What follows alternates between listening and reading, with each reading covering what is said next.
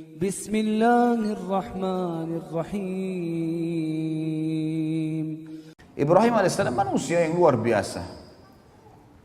Manusia yang Allah subhanahu wa ta'ala berikan julukan melalui lisan Nabi Muhammad SAW dengan Abul Anbiya, ayahnya para nabi-nabi. Karena memang kisahnya akan kita lihat tentunya dengan dua orang istri yang dimiliki oleh Ibrahim alaihissalam. Namun sebelumnya saya akan mulai dulu dengan Ibrahim alaihissalam ini. Di masa kecilnya lahirlah Ibrahim alaihissalam dari dua orang tua, tapi yang disebutkan di dalam Al-Quran nama ayahnya Azar.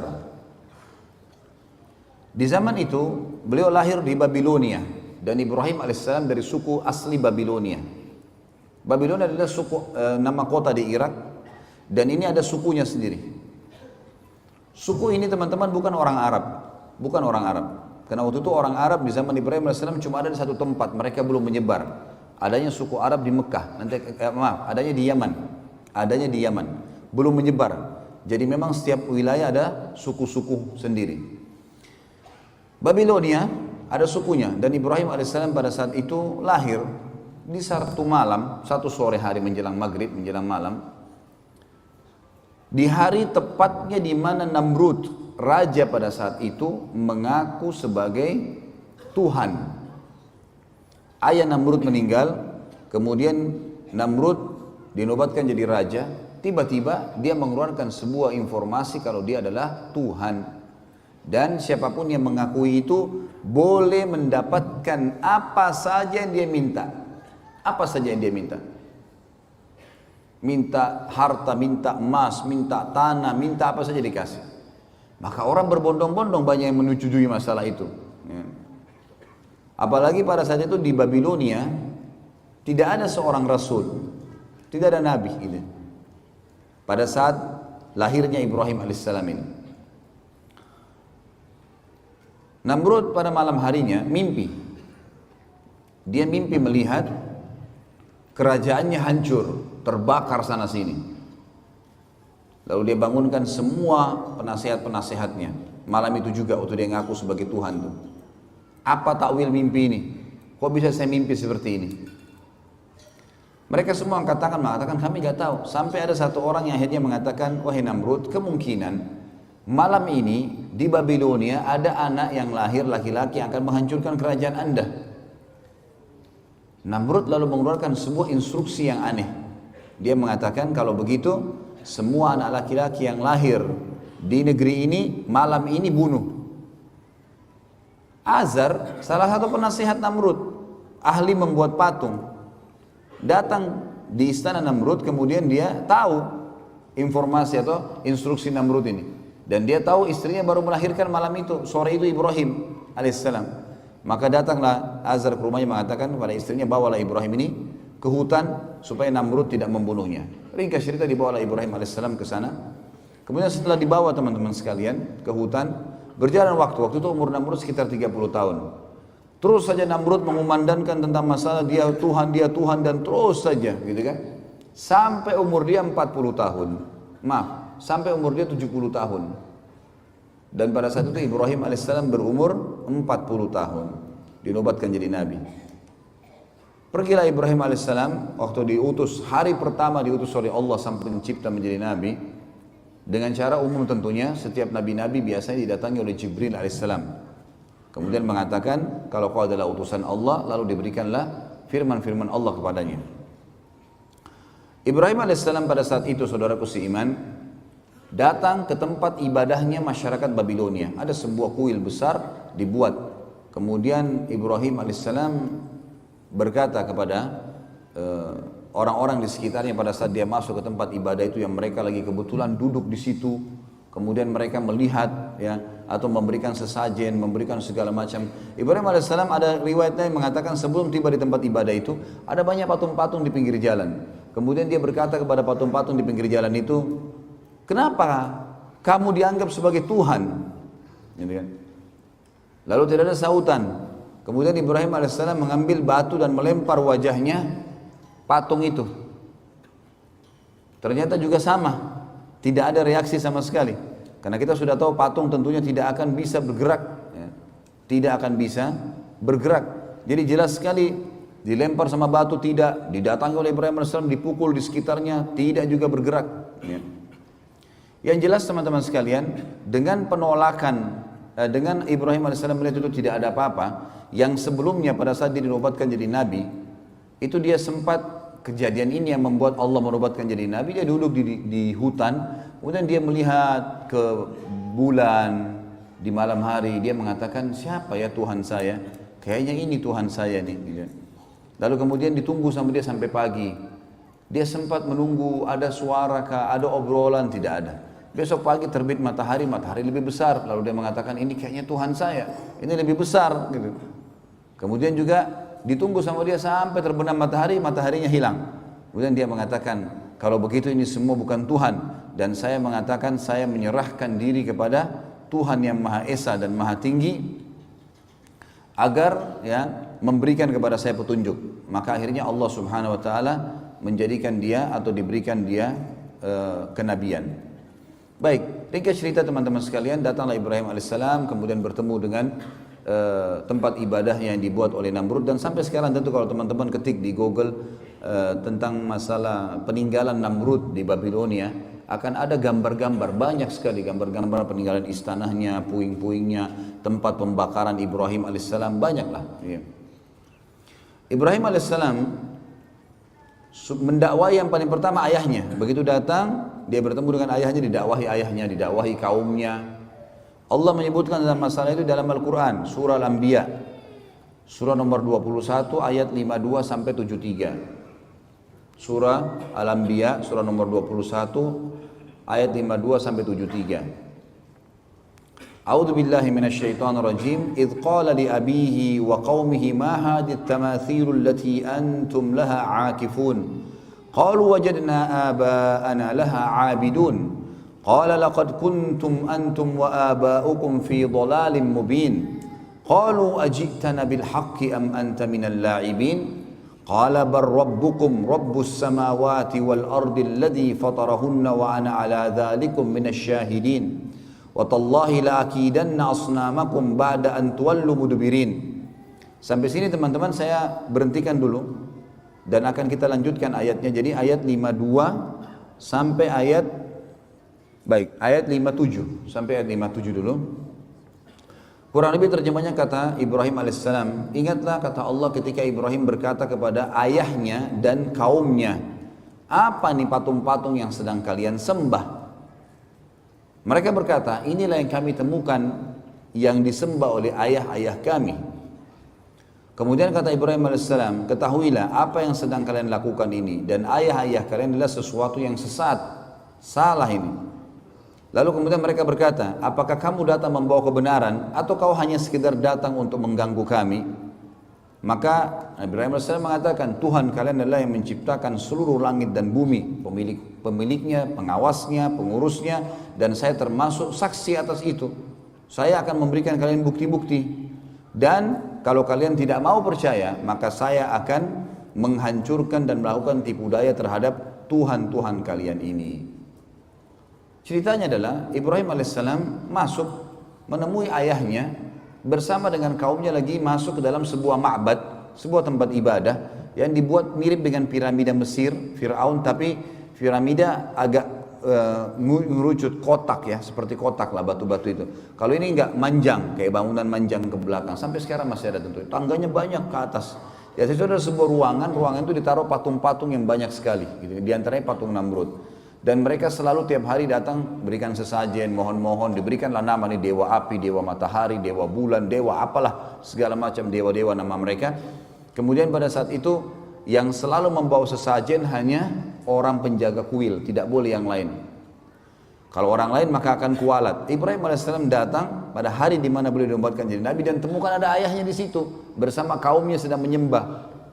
Ibrahim alaihissalam langsung naik, kemudian mendekati patung yang memang pada saat itu dikasih tinggi, ditinggikan tempatnya, naik tangga, naik ke atas. Tidak ada yang berani naik ke atas sana, kecuali penjaga kuil saja. Karena keyakinan mereka kalau didekatin patung-patung ini maka akan kualat, akan putus kakinya, akan putus tangannya, akan stroke badannya, akan segala macam hal. Akhirnya Ibrahim AS datang kemudian mengajak ngobrol patung itu. Mengatakan, hai yang dianggap Tuhan oleh masyarakat Babilonia, apa kau tidak marah? Pada saat Ibrahim AS mengambil sesuatu sesajen di situ. Maka tidak ada sautan. Saya mengambil sesajenmu. Orang semua lagi lihat. Lalu Ibrahim AS mengucapkan 2 kali sampai 3 kali, tidak ada jawaban. Lalu diambil sedikit di situ potongan makanan, lalu dilempar ke wajahnya patung itu. Jatuhlah ya buah atau makanan tersebut, kemudian tidak ada sautan. Karena kita tahu patung tidak akan bicara. Kata Ibrahim AS, hai yang dianggap Tuhan oleh masyarakat Babilonia, apa kau tidak bisa melawan saya? Kau tidak marah karena saya lempar kamu dengan sesajenmu sendiri? Nggak ada sautan. 2 kali nggak ada sautan, 3 kali nggak ada sautan. Mungkin biar jutaan kali tidak akan ada sautan tentunya. Pindah ke patung kedua dilakukan hal yang sama. Patung ketiga, semua patung itu dihina oleh Ibrahim AS. Setelah itu Ibrahim AS setelah keliling dari sisi kanan ruangan sampai ke sisi kiri, lalu dia mengatakan, hai kaumku, lihat ini apa yang kalian sembah. Patung kalian susun sendiri, kalian pahat sendiri, kalian bentuk matanya, kalian bentuk hidungnya, kalian yang pikul diangkat sampai ke situ. Lalu kenapa kok diminta tolong dari patung-patung ini? Yang telah menciptakan adalah kalian Tuhan, kalian Allah yang menciptakan langit dan bumi. Maka mereka diam, mereka tidak mau. Lalu Ibrahim mengatakan, saya pasti akan lakukan tipu daya terhadap patung-patung kalian ini. Apa tipu daya Ibrahim? Ayat 5, 8-nya berlanjut. فَجَعَلَهُمْ جُذَاذًا إِلَّا كَبِيرًا لَهُمْ لَعَلَّهُمْ يَرْجِعُونَ قَالُوا مَنْ فَعَلَ هَذَا بِآلِهَتِنَا إِنَّهُ لَمِنَ الظَّالِمِينَ قَالُوا سَمِعْنَا فَتًى يَذْكُرُهُمْ يُقَالُ لَهُ إِبْرَاهِيمُ قَالُوا فَأْتُوا بِهِ عَلَى أَعْيُنِ النَّاسِ لَعَلَّهُمْ يَشْهَدُونَ قَالُوا أَأَنْتَ فَعَلْتَ هَذَا بِآلِهَتِنَا يَا إِبْرَاهِيمُ قَالَ بَلْ فَعَلَهُ كَبِيرُهُمْ هَذَا فَاسْأَلُوهُمْ إِنْ كَانُوا يَنْطِقُونَ فَرَجَعُوا إِلَى أَنفُسِهِمْ فَقَالُوا إِنَّكُمْ أَنْتُمْ ظَالِمُونَ ثُمَّ نُكِسُوا عَلَى رُؤُوسِهِمْ لَقَدْ عَلِمْتَ مَا هَؤُلَاءِ يَنْطِقُونَ قَالَ أَفَتَعْبُدُونَ مِنْ دُونِ اللَّهِ مَا لَا يَنْفَعُكُمْ شَيْئًا وَلَا يَضُرُّكُمْ أُفٍّ لَكُمْ وَلِمَ تَعْبُدُونَ مِنْ دُونِ اللَّهِ أَفَلَا تَعْقِلُونَ. Sampai sini teman-teman, sampai di ayat ya, 67 ya. Ayat 67 saya terjemahkan dan saya hubungkan dengan kisahnya. Maka pada saat itu kaumnya keluar dari ruangan ibadah tadi, tinggalkan Ibrahim AS. Kata Ibrahim, sebentar, kalau kalian tidak mau dengar apa yang saya sampaikan, saya ini utusan Allah pencipta langit dan bumi dan saya akan sampaikan kepada kalian. Kalian tetap mau sembah berhala, saya akan lakukan tipu daya loh. Mereka tinggalkan, tidak mau dengar Ibrahim AS. Sempat bimbang tapi mereka tinggalkan. Ibrahim AS keluar cari kampak dan masuk menghancurkan patung-patung itu. Dipotong kepalanya, potong tangannya, potong kakinya, dihancurin semuanya. Dan Ibrahim AS membiarkan patung yang paling besar, patungnya Namrud ada di tengah-tengah ruangan. Enggak diganggu sama sekali. Tapi ada patung ular, patung singa, dipotong kepalanya, ditaruh di pahanya patung Namrud. Kampaknya juga ditaruh di tangannya patung Namrud. Maka besok pagi pada saat mereka mau beribadah lagi, mereka temukan tempat ibadah mereka hancur semuanya. Dan pada malam hari, pada saat Ibrahim AS menghancurkan, penjaga kuil ada. Tapi penjaga kuilnya ketakutan, karena dia sendiri yakin ini kualat, kalau dekatin patung itu kualat. Bisa stroke, bisa terpotong tangannya, apalagi hancurin ke Ibrahim. Ini luar biasa Nabi Ibrahim AS. Maka dia tidak berani buat apa-apa, takut dia. Besok pagi orang-orang yang menyembah ditanya dia, kenapa ini? Siapa yang buat ini? Penjaga kuilnya nyaut, yang tadi malam tuh Ibrahim, gitu kan? Itu yang Allah katakan di sini, kan? Maka Ibrahim menghancurkan semua, juzadzan illa kabira. Jadi memang Ibrahim AS menghancurkan lebur semuanya kecuali yang paling besar, patungnya Namrud, agar mereka sadar. Lalu mereka berkata, siapa yang buat ini kepada Tuhan-Tuhan kami? Penjaga kuil mengatakan, kami mendengar dan yang kami tahu adalah yang tadi malam itu, Fatan itu dianggap anak muda, ya, yang semalam yang bernama Ibrahim. Maka mereka berkata, datangkanlah Ibrahim itu di depan orang-orang semuanya agar mereka bisa menyaksikan dan mendengarkan argumentasinya. Kenapa dihancurin? Maka begitu datang mereka tanya, hai Ibrahim, apakah kau yang lakukan ini pada Tuhan-Tuhan kami? Maka Ibrahim berkata, bukan. Ibrahim mengatakan, qala bal fa'alahu kabiruhum. Kenapa tanya saya? Tanya patung yang paling besar itu yang pegang kampak, gitu kan. Tanya kalau dia bisa ngomong gitu. Maka mereka kembali ke diri mereka sendiri lalu mereka mengatakan sesungguhnya kalianlah yang zalim. Setelah mereka dengar, pikir benar ya. Kata Ibrahim, coba lihat, kalau memang dia bisa buat apa-apa, maka dia yang melakukan. Kalau kalian yakin dia tidak bisa melakukan, lalu kenapa kalian menganggap dia sebagai Tuhan? Karena kebetulan waktu itu semua patung dewa ini mereka anggap di bawah patungnya Namrud. Namrud adalah Tuhan di atas Tuhan-Tuhan semuanya, paling kuat. Kemudian mereka kembali ke diri mereka, kata Allah. Setelah itu mereka salah satu yang mengatakan kayaknya kita yang zalim nih, kita yang salah.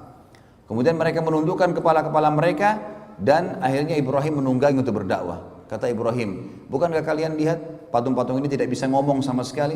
Tsumma nukisu ala ru'usim laqad alimta ma haula yantiqun. Kalian tahu ini tidak bisa ngomong sebenarnya. Kemudian Ibrahim mengatakan, apakah kalian menyembah selain daripada Allah yang tidak bisa memberikan manfaat dan mudarat kepada kalian sedikit pun? Sungguh kecelakaan dan terhina perbuatan kalian karena kalian menyembah selain Allah, sementara mereka, apakah kalian tidak berakal? Maka pada saat itu ada satu orang yang bilang, kayaknya Ibrahim ini harus kita laporkan ke Tuhan kita terbesar, Namrud. Kata Ibrahim, gak usah repot-repot, saya ke sana. Pagi hari, waktu itu sudah pagi. Namrud ini punya tradisi teman-teman sekalian, setiap pagi dia selalu duduk setelah rapi, habis mandi, bersih segala, ada tirai yang ditaruh antara dia dengan pengikutnya, lalu diangkat tirai tersebut. Ternyata orang-orang begitu lihat dia sujud semua, lalu mengatakan, wahai Tuhan kami yang agung Namrud gitu. Begitulah ceritanya. Maka pada saat itu teman-teman sekalian, Ibrahim AS masuk bersama bondong-bondong manusia. Begitu tiba di dalam, semua orang diangkat tirai, semua orang sujud kepada Namrud kecuali Ibrahim AS. 40 tahun Namrud disujudi dan tidak pernah ada orang bangkang kecuali pada saat itu. Namrud tanya, siapa kamu ini? Kok bisanya kau tidak sujud dengan saya? Ibrahim AS utusan Allah. Dia nggak pakai ngomong, bukan mengatakan hai Raja Namrud, apalagi Tuhan Namrud gitu kan. Panggil namanya, hai Namrud. Belum pernah ada orang berani panggil Namrud begini gitu. Semua orang yang lagi sujud angkat kepalanya. Ini unik ini, tidak pernah ada orang begini. Dia mengatakan, wahai Namrud, dari mana kau ngaku Tuhan? Kamu manusia biasa seperti saya, seperti kami semua. Punya dua mata, punya dua tangan, punya dua kaki. Kamu juga sama dengan kami, lahir dari bayi, anak-anak, remaja, tua. Seperti sekarang kau juga akan mati. Yang menghidupkan dan mematikan adalah Allah, Tuhanku dan Tuhanmu, dan Tuhan semuanya. Namrud waktu itu tidak mau kalah. Namrud mengatakan, baiklah Ibrahim, kalau kau ngaku Tuhanmu itu bisa menghidupkan, matikan, saya juga bisa. Mau bukti? Kata Ibrahim, iya. Baik. Tangkap, disuruh pengawalnya, tangkap 2 orang laki-laki yang lewat depan istana. Ditangkap 2 orang. Yang satu disuruh pergi, dikasih hadiah macam-macam, pergilah. Kemudian yang satu disuruh bunuh, mati di tempat. Kata Namrud, lihat, saya menghidupkan dan saya mematikan. Ini kan kebodohan, karena orang yang disuruh pergi sudah hidup sebelumnya. Tapi akal-akalan dia mengatakan apa? Ini saya menghidupkan dan saya mematikan. Jibril alaihissalam datang menyampaikan kepada Ibrahim, ini orang ini percuma, diajak dialog di dunia, di bumi, dia akan terus cari akal, tantang di langit sekalian. Kata Ibrahim alaihissalam, wahai Namrud, Tuhanku dan Tuhanmu Allah, dan Tuhan segala satunya memindahkan matahari setiap hari dari timur ke barat, apa kau bisa? Maka terdiamlah Namrud, tidak bisa ngomong. Allah mengatakan, nanti kita bacakan ayatnya, fabuhital ladzi kafar, maka orang kafir itu jadi terdiam, tidak bisa bicara. Karena jengkel, dia bilang pada pengawal-pengawalnya, tangkap, penjarakan Ibrahim ini, penjarakan. Musyawarah, kira-kira apa jalan keluarnya? Saya mau bunuh Ibrahim, tapi saya nggak mau mati biasa, harus mati yang spektakuler, yang besar, yang membuat tidak ada lagi orang yang membantah ketuhanan saya.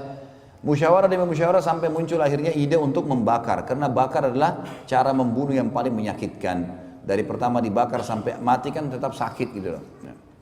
Dibuatlah api dengan biaya yang besar. Namrud kerahkan semua kekuatan sampai terbuat api. Dalam sebuah riwayat Bukhari disebutkan, kalau burung lewat dan kena asap, uapnya asap itu walaupun tinggi, tiba-tiba sudah terpanggang karena besarnya gitu. Api itu panas sekali. Setinggi kurang lebih istana Namrud 40 siku ke langit. Ini sekitar 17 sampai 20 meter tingginya. Setelah itu Ibrahim AS dikeluarkan lalu kemudian dibakar. Setelah dibakar, dilempar, Namrud mengatakan 3 hari biarkan Ibrahim dalam api, dibiarkan. Setelah 3 hari dipadamkan, ternyata Ibrahim AS ada di tengah-tengah tumpuhan mereka. Setelah itu Ibrahim AS ya, diselamatkan oleh Allah. Lalu Namrud pun Pulang ke istananya orang semua bubar dalam kondisi bingung, kok bisa Ibrahim, manusia mana nih dibakar tidak mati, nggak mungkin, gitu kan.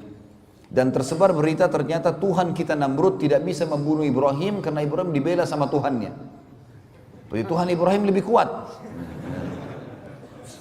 Namrud pulang ke istananya, kemudian dia bingung, sambil mabuk-mabukan, gimana jalan keluarnya nih. Dan memang subhanallah orang-orang kafir sering dikasih oleh Allah kesempatan untuk melakukan satu hal yang maksimal, tapi nanti akhirnya ya, Allah batalkan dengan hal yang kecil.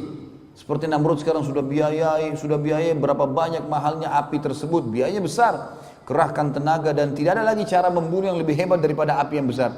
Sekarang kalau dibakar nggak mempan, kira-kira ditebas pedang mempan nggak? Atau dilempar batu, atau dipatahin tulangnya, udah nggak bisa, kena api aja nggak bisa buat apa-apa sama dia. Gitu. Maka Namrud pun besok paginya kedatangan diutus oleh Allah padanya seekor lalat, yang lalat itu masuk ke lubang hidungnya. Gitu kan. Awalnya tentu Namrud ini dia didekati oleh lalat sampai dia capek. Lalat ini selalu datang, ribut dekat kupingnya. Kayak kita kalau lagi ribut dekat kuping lalat, usir datang lagi. Bingung juga gimana cara lawannya tuh. Setiap Namrud mau ngamuk marah, lalatnya pergi, nanti kembali lagi. Sampai dia teriak-teriak prajuritnya, bunuh lalat ini, nggak ada yang bisa lawan. Lalat mau dilawan dengan apa? Dengan 1000 otot. Dengan sebilah pedang yang tajam, nggak ada yang bisa lawan lalat gitu. Dengan kuasa Allah, lalatnya datang ribut dekat kupingnya, pergi lagi. Sampainya Namrud dari pagi sampai malam, kecapean dia. Kena capek dia duduk di singgasananya. Waktu dia duduk, dia mau ngantuk, mau tertidur, lalatnya masuk di lubang hidungnya. Terus sampai ke otaknya, 3 hari, nggak keluar-keluar. Dipukul-pukul, dia teriak-teriak, nggak bisa apa-apa. Zaman sekarang mungkin masih bisa orang pakai operasi. Zaman dulu nggak ada operasi. Salah belah mati kan gitu. Dan ini Tuhan mereka.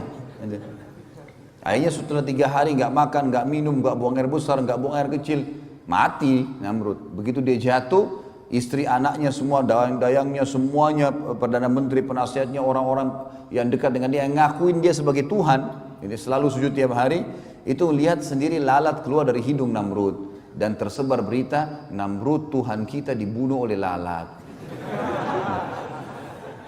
Ibrahim AS akhirnya meninggalkan Babilonia teman-teman sekalian dalam kondisi pada saat itu sudah menikah dengan Sarah. Dan Sarah alaihissalam tidak punya anak. Tidak punya anak karena beliau mandul. Hijrahlah Ibrahim alaihissalam ke Palestina. Babilonia ditinggalkan. Hijrah ke Palestina gitu kan. Tinggal di Palestina dan ini menandakan Palestina masuk dalam lokasi dakwah beliau alaihissalatu wassalam. Dan kita perlu tahu teman-teman sekalian, semua nabi-nabi sebelum baginda Nabi SAW, sebelum Nabi Muhammad SAW diutus untuk wilayah-wilayah tertentu dan kaum tertentu saja. Ibrahim AS punya 3 lokasi. Babilonia yang akhirnya ditinggalkan karena sudah selesai masalah Namrud tidak mau beriman dan kaumnya pun banyak yang kufur. Kemudian Allah suruh hijrah ke Palestina. Kemudian di Palestina lah banyak orang yang mengikuti risalah Nabi Ibrahim AS, dan kita tahu ada pembangunan Masjid Aqsa di situ. Kemudian dan dibangun oleh Ibrahim AS, kemudian beliau disuruh ke Mekah. Nanti akan kita jelaskan kisah panjang lebar munculnya kota Mekah, dan ini juga adalah lokasi dakwah Ibrahim alaihi salatu wassalam. Kita masuk sedikit di kisah rumah tangga Ibrahim alaihissalam. Beliau memiliki istri Sarah dan setelah menikah cukup lama, kemudian juga bertahun-tahun ya, disebutkan dalam riwayat sampai umur Sarah mencapai 60 tahun belum punya anak. Ringkas cerita, pada saat Ibrahim alaihissalam pergi ke Palestina, hijrah dari Babilonia, beliau satu hari ingin masuk ke Mesir. Dan Palestina sama Mesir dekat sekali. Ya, kalau kita lihat di peta, cuma dipisahkan, ada daratan kecil tapi dipisahkan dengan Laut Merah. Ya, dipisahkan dengan Laut Merah. Dari Laut Merah ini bisa orang nyebrang langsung ke Palestina. Dan sampai sekarang kalau teman-teman ke Jordan, kalau umroh plus Aqsa biasanya mampir di Jordan. Di Jordan itu ada satu tepi di Laut Merah, di ujung Laut Merah itu ada 4 negara bertetangga. Palestina, Mesir, kemudian Yordania dan Saudi. 4 negara berdekatan karena di pojok dari Laut Merah itu. Ibrahim AS pergi ke sana dan waktu itu di Mesir ada raja zalim. Ada raja zalim. Kezaliman raja ini apa teman-teman sekalian? Dia suka mengambil istrinya orang. penyakit. Dia anggap kalau ada perempuan dinikahi oleh seorang laki-laki, pasti perempuan ini punya kelebihan. Diambil sama dia. Dan diambil ini memang diambil jadi selir, dirampas dari suaminya. Sarah alaihissalam wanita terkenal dengan kecantikannya. Sampai sebagian ahli sejarah mengatakan, dinukil dalam beberapa athar, di antara wanita yang sempurna secara fisik adalah Hawa, ibu kita, kemudian Sarah, istri Ibrahim alaihissalam, Asia, istri Fir'aun, Khadijah, Fatimah, istri Nabi SAW dan anak Nabi SAW, gitu kan? Itu tersebutkan memang gitu. Yang jelas Sarah ini punya kelebihan fisik yang luar biasa, sehingga laki-laki kalau melihatnya itu pasti sepakat mengatakan orang ini cantik, seperti itulah. Sebelum masuk ke Mesir, kata Ibrahim AS kepada Sarah, di dalam negeri ini ada orang zalim. Ini zalim luar biasa nih. Dia suka ngambil istri orang.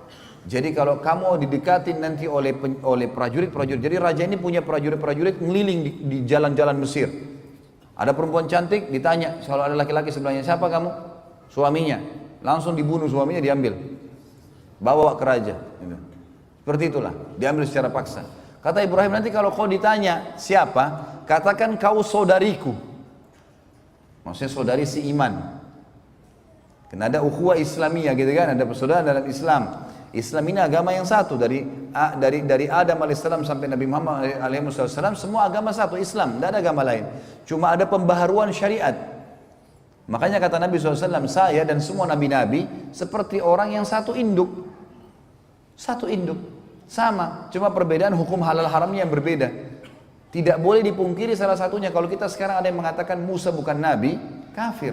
Atau Isa bukan nabi, kafir. Nggak boleh, semua harus kita yakini. La nufarriqu baina ahadin min rusuli. Kita tidak beda-bedakan di antara para nabi-nabi dan rasul, tapi risalah yang diterapkan adalah, hukum yang diterapkan adalah yang dibawa oleh nabi terakhir alaihi salatu wassalam, Nabi Muhammad sallallahu alaihi wasallam. Yang jelas teman-teman sekalian, kata Sarah, baiklah. Begitu masuk di Mesir, dengan hikmah Allah, ternyata orang Mesir, prajurit Mesir, Raja Salim ini lihat Sarah. Begitu dia langsung didatangin. Pertanyaan pertama ditanya, siapa kamu? Ibrahim mengatakan, saya saudaranya. Tanya Sarah, siapa kamu? Saya saudarinya. Tapi karena cantiknya Sarah, dia nggak peduli lagi. Mau suami, mau bukan, pokoknya ambil. Tangkap nih orang. Ini yang disuka sama raja nih. Dibawa. Ibrahim alaihissalam tidak boleh ikut, ditahan. Bawalah Sarah alaihissalam masuk ke istana raja. Begitu lihat rajanya langsung nafsu mau mendekati. Sarah alaihissalam berdoa kepada Allah, ya Allah, ambil alih orang ini. Gitu. Jangan sampai coreng kehormatan, karena ini raja, gak ada yang bisa lawan dia kecuali dengan kuasa ilahi. Tiba-tiba tangan kanannya raja ini stroke, gak bisa bergerak. Waktu dia mau jama, gak bisa bergerak tangannya. Kata raja itu, apa yang kau lakukan dengan saya? Kata Sarah, saya berdoa pada Tuhan saya untuk menyelamatkan dari keburukanmu. Dia bilang, kalau gitu berdoa sama Tuhanmu, minta supaya saya disembuhin, saya tidak akan ganggu kamu. Sarah alaihissalam berdoa, ya Allah, sembuhkan orang ini. Sembuh tiba-tiba tangannya. Tadinya nggak bisa bergerak, dia sudah mau jama berhenti, kayak matung tangannya gitu. Tiba-tiba sembuh. Dia nggak percaya nih, dia kan tidak beriman sama Allah. Ini penyembah patung ini orang ini. Kayaknya mungkin ini sihir kali, mainan. Dia mau jama lagi. Sarah alaihissalam yang kedua berdoa, dua-dua tangannya stroke, raja itu tidak bisa bergerak. Dia bilang, apa yang kau lakukan? Kata Sarah, saya berdoa sama Tuhan saya, kalau supaya diselamatkan dari keburukanmu. Saya sudah bersuami dan ini tidak boleh, dalam agama kami tidak boleh. Baik, minta sama Tuhanmu agar saya disembuhin. Tangannya dua-dua diam, nggak bisa, kaku. Sembuhin, saya tidak akan ganggu kamu. Sarah alaihissalam depan dia berdoa, ya Allah, sembuhkan orang ini. Sembuh tiba-tiba tangannya. Ternyata masih belum puas nih, mau lagi jama Sarah. Sarah alaihissalam berdoa yang ketiga kali. Tiba-tiba stroke semua badannya kecuali mukanya. Semua nggak bisa bergerak, kaku sekujur tubuhnya gitu kan. Lalu dia sudah tahu. Dia bilang, mintalah sama Tuhanmu supaya saya disembuhkan dan saya tidak akan ganggu kamu serta semua ini penasihat saya, dayang-dayang saya semua jadi saksi. Saya tidak akan ganggu kamu. Kata Sarah, baiklah, ya Allah sembuhin dia. Sembuh tiba-tiba. Apa kata raja ini dengan ketakutan? Keluarkan perempuan ini dari istana saya karena yang kalian bawa jin bukan manusia.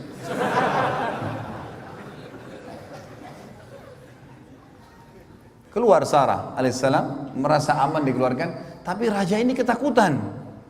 Raja ini jangan sampai di luar istana dia berdoa mati di sini. Ini stroke gak ada lagi, tadi kan dia bisa minta disembuhin. Maka dia menghadiahkan salah satu budak wanitanya bernama Hajar. Raja Mesir ini menghadiahkan budak wanita bernama Hajar. Tentu ada ahli sejarah yang mengatakan ini anaknya raja itu. Untuk mengambil hatinya Sarah supaya jangan Sarah berdoa dia kena stroke lagi gitu. Tapi yang saya temukan dalam riwayat-riwayat yang banyak dinukil adalah ini memang hamba sahaya terbaik, wanita terbaiknya yang dianggap pada saat itu oleh raja gitu. Hadiahkan kepada Sarah, dan waktu itu umurnya setengah umur Sarah. Umur Hajar alaihissalam dan madunya nanti tentunya adalah Sarah alaihissalam ini setengah umur. Kalau saya tidak salah pada saat itu umur Ibrahim alaihissalam sudah sekitar 40 tahun tentunya ya. Kemudian umur waktu dinobatkan jadi nabi, waktu tadi dinobatkan jadi nabi Babilonia, kemudian cuma dalam berapa tahun berdakwah, kemudian keluar ke Palestina. Jadi umur Sarah juga sekitar 30 tahun sekian, umurnya Hajar setengahnya. Pergilah Hajar bersama Sarah menjadi seorang pelayan melayani Sarah alaihimussalatu wassalam sampai umur Sarah mencapai 60 tahun dan tidak punya anak. Berarti umurnya Hajar sekarang 30 tahunan setengah. Maka Ibrahim alaihissalam pengen punya anak. Sekarang Nabi berharap bisa punya anak. Maka Sarah karena melihat suaminya begitu, dia pun akhirnya menghibahkan Hajar untuk Ibrahim alaihissalam. Karena Ibrahim alaihissalam dibebaskan dari keterbudakan lalu dinikahi, dalam 1 tahun punya anak namanya Ismail. Lahir dari Sarah ini. Gitu kan? Maaf, dari Hajar. Makanya waktu Amr bin As radhiyallahu anhu di tahun 20 Hijriah di zaman khilafah Umar bin Khattab mau masuk ke Mesir, kata Amr bin As dalam suratnya untuk Raja Mesir, kami mengajak kalian masuk Islam, diterangkanlah Islam panjang lebar, dan kami mengajak kalian untuk melanjutkan hubungan silaturahim kalian dengan Nabi kami. Kata orang-orang Mesir, apa hubungannya kalian dengan kami? Kami suku Kipti asli Mesir dan kalian orang Arab dari Jazirah Arab, nggak ada hubungannya. Kata Amr bin As, kakek Nabi kami bernama Ibrahim, istrinya Hajar dari Mesir. Dan juga Nabi Muhammad SAW memiliki salah satu wanita di bawah naungan beliau, Maria Qibtiyah radhiyallahu anha, adalah orang Mesir. Kakeknya menikah dengan orang Mesir. Nabi kami juga salah satu pasangan hidupnya adalah orang Mesir. Kembali ke kisah tadi, menikahlah Ibrahim alaihissalam dengan Hajar, kemudian memiliki anak yang diberi nama Ismail. Jadi Ismail alaihissalam lebih besar ya, sekitar 2 tahun atau 3 tahun selisih dengan Ishak alaihi wassalatu wassalam. Baik, berjalan waktu, Sarah alaihissalam wanita, dia lihat Hajar bisa memberikan anak untuk suaminya, dia juga ingin punya anak. Tapi umurnya sudah 60 tahun. Berdoa kepada Allah, ya Allah mudahinlah anak untuk Ibrahim dari saya. Allah subhanahu wa ta'ala menerima doanya Hajar dan doanya Sarah. Di umur 60 tahun sekian itu hamil. Awal berita sampainya hamilnya Sarah ini, karena ini kejadian besar. Ini hampir sama kejadian dengan istrinya Nabi Zakaria yang sudah 60 tahun mandul, tidak punya anak. Dijelaskan dalam surah Maryam, gitu kan. Yang jelas teman-teman sekalian, malaikat datang, dan waktu itu malaikat datang 2 orang diutus ke rumahnya Ibrahim alaihissalam di Palestina. 2 malaikat ini diutus untuk 2 hal yang penting. Yang pertama, menyampaikan berita gembira kalau Sarah akan hamil dan akan lahir Ishak menjadi nabi nanti. Yang kedua adalah mereka datang untuk menghancurkan kaum Lut. Waktu itu lokasi dakwanya Ibrahim alaihissalam, Babilonia tadi sudah ditinggalkan, sudah selesai karena memang misinya mereka tetap dalam keadaan kafir. Allah suruh pindah ke Palestina. Kemudian nanti akan kita lihat ada lokasi Mekah. Antara Palestina dengan Yordania itu perbatasannya cuma sebuah lembah. Sampai sekarang kalau kita ke Yordan, kayak saya bilang tadi kasus orang umrah Palestina itu, kita kalau mau masuk ke Palestina sekarang yang sekarang dikuasai oleh Israel, kita lewatin lembah tuh, ada lembah. Lembah inilah memisah antara dua negeri ini, dan dari dulu sudah ada lembah itu. Di Palestina lokasi dakwanya Ibrahim alaihissalam, di Yordania lokasi dakwanya Nabi Lut alaihissalam. Dan ini menandakan memang sesuai dengan sabda Nabi SAW, kalau nabi-nabi sebelum beliau diutus untuk kaumnya saja. Untuk kaumnya, lokasinya. Jadi Jordan sama Palestina berdekatan, tapi di sini ada Lut, di sini ada Ibrahim alaihissalam. Dan penduduk Yordania cukup meyakini ada nabi namanya Ibrahim, tapi syariatnya dijalankan syariatnya Lut. Udah, begitu saja. Mereka harus saling yakin dengan masalah itu, percaya. Tapi perbatasan itu sama dengan Musa alaihissalam, sesama dengan Khidir, sesama dengan mertuanya sendiri Shu'aib alaihissalatu wassalam. Nabi Shu'aib di Madian, Nabi Musa di Mesir dan Palestina, dan Nabi Khidir ada di Asia di bagian Asianya Turki, gitu kan. Begitu pula Nabi Isa alaihissalam sezaman dengan sepupunya sendiri Nabi Yahya, pamannya Nabi Zakaria. Jadi memang nabi-nabi sebelumnya sezaman.